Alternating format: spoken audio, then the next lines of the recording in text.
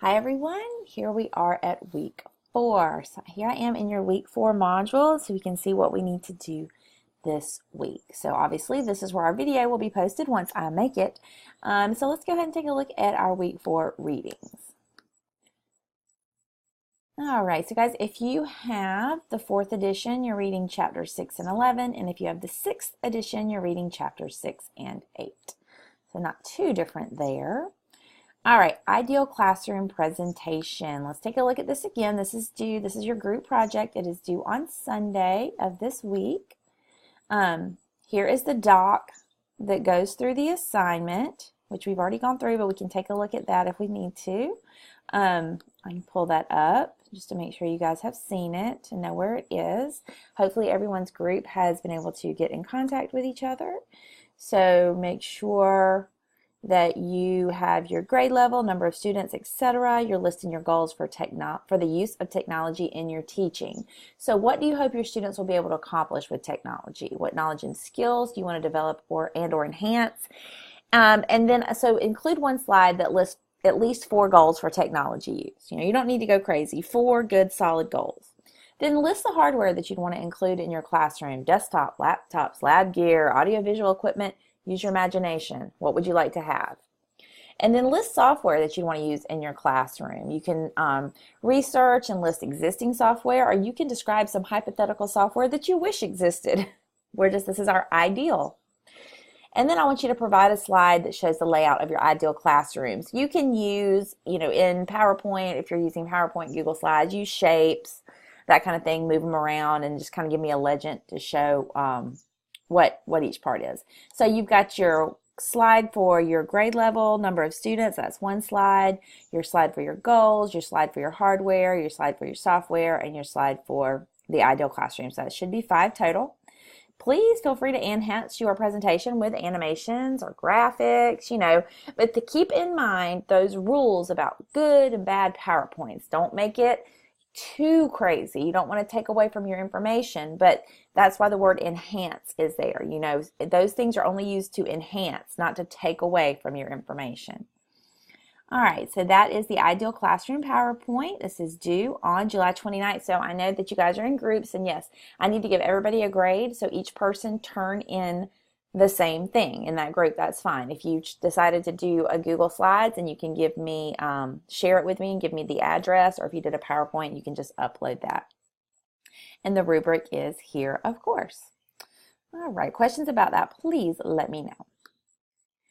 Now, we are thinking about multimedia resources in the classroom this week. So for activity 4.2, you want to look at this information here. This is about, there's also some information in your textbook, and this will supplement that about multimedia in the classroom. And then here's some awesome resources below.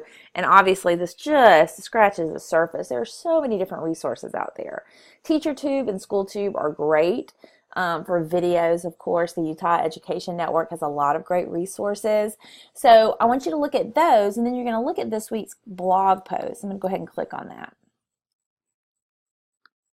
All right, so I'm going to pull up the post so you can see it. It'll pop up in the blog tomorrow morning, but that way you'll at least know what it is. So here it is. It's scheduled to pop up tomorrow morning, but it's please locate a multimedia resource that you believe would be useful for teaching. So something other than what you've looked at. Post the address for it and discuss how you might use it in a lesson. So just be specific when you're answering the question. All right, and that's this week's blog post. Then we have our interactive display technology. If you guys have been in a classroom, you've most likely had some experience with these, with smart boards or active boards, that kind of thing. And they have changed so much in the last 10 years. When I first began as an instructional technology specialist, smart boards were just coming out, and now they are just so different, but just getting better and better. So in this activity, you're going to examine how smartboard technology or related interactive technologies such as Prometheus boards or active boards can be used in the classroom. So due to the impossibility of providing actual smartboards for you to use and see online, we're just going to examine how this technology works and see some tutorials about how to use it. So here's some tutorials I want you to take a look at, 1, 2, and 3 right there. And then you're going to respond to this week's discussion post. So let's take a look at this week's discussion post. All right, so what is your response to the technologies you saw described in the tutorials or demo videos? So that's one part. Make sure you answer that question. What kind of lessons could you teach using these technologies? So maybe just list a couple of different things you could do. And then finally, describe in some detail one lesson you might develop to use interactive display technology in the subject of your choice. So that kind of has 3 parts, so make sure you're addressing all 3 of them. And then that's due by Wednesday night, of course, and then respond to 2 classmates by Friday. All right, so that is it for this week. But then, one other thing you have due this week is your first lesson plan. Pay attention.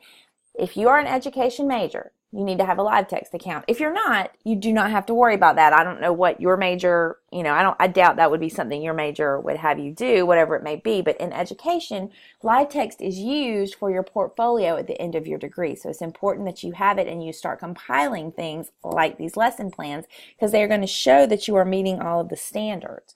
So make sure you have a live text account and you'll post your lesson plan. You'll turn it in here in Canvas just like we do everything, but you'll also post it in live text. If you've already logged into live text and looked, there may not be a place to turn it in yet. There will be by Sunday, so don't panic about that.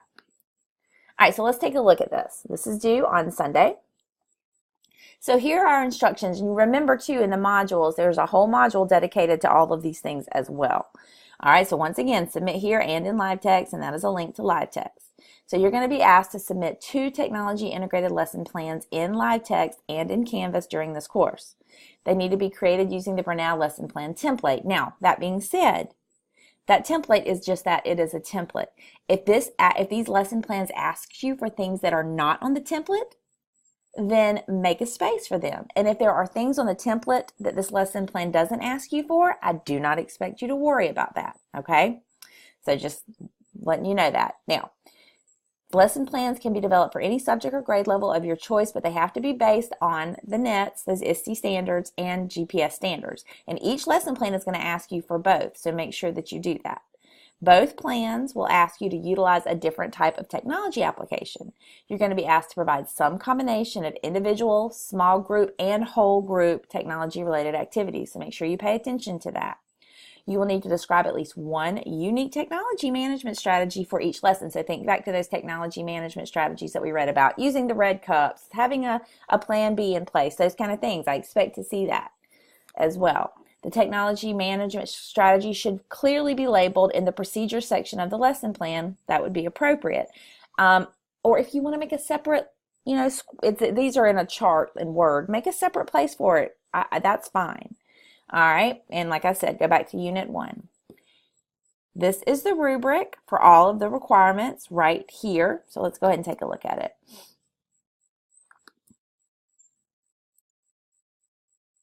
All right.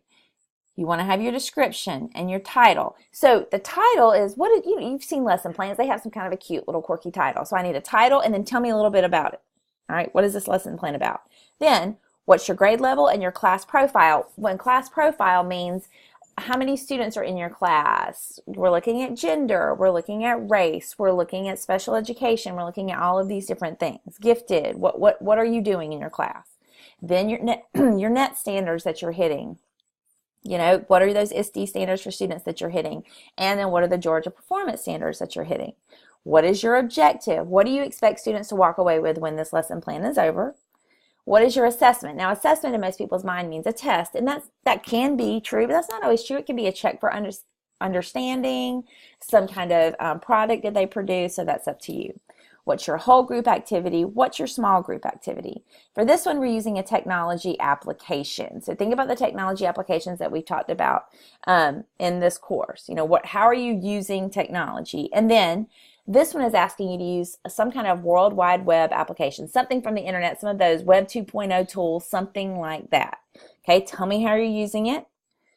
What's your technology management approach? And then please make sure that your form and grammar are correct. So just be thinking about all of those things as you go through and you're creating your lesson plan. Here's the template right here. And you guys are going to have to do EdTPA, and so this kind of is setting you up for that. But like I said, if you need to add spaces within this, right? So here's some places, but it says lesson title, but there's no place for description, so you can add a place for it if you want to, or you can put it inside the title. That's fine. All right, this kind of helps break down the description for you. You can see here that says content standards, but you don't see a place for the ISTE standards, so you can put them both in here, or you can make a separate box for that. So that's up to you. All right, and then if there are things that you do not need, don't worry about them. I'm grading for what's on the rubric. All right, once again, here is the rubric that I will grade by, and it's just that rubric that we talked about, and you can see how much everything is worth. If you have questions or concerns, please send me an email and let me know. We can always meet, always meet in the conference, and we can screen share and I can help you out. You just have to let me know. And then just thinking right back, I want to just go right back to the ideal PowerPoint classroom presentation. I want to make sure everybody knows who's in whose group. And if you are in a group, and especially if you're a group lead and you haven't been able to contact everybody in your group, please let me know. But we have group 1 with Janella, Sydney, Haven, and Crystal. Group 2 with Jamie, Dylan, Ashley, and Tiana. Group 3 with Althea, Anna, Felicia, and Kaylin. Group 4 with Brandy, Michaela, Demisha, and Carson. And group 5 with Stacy, Natasha, and Cassandra.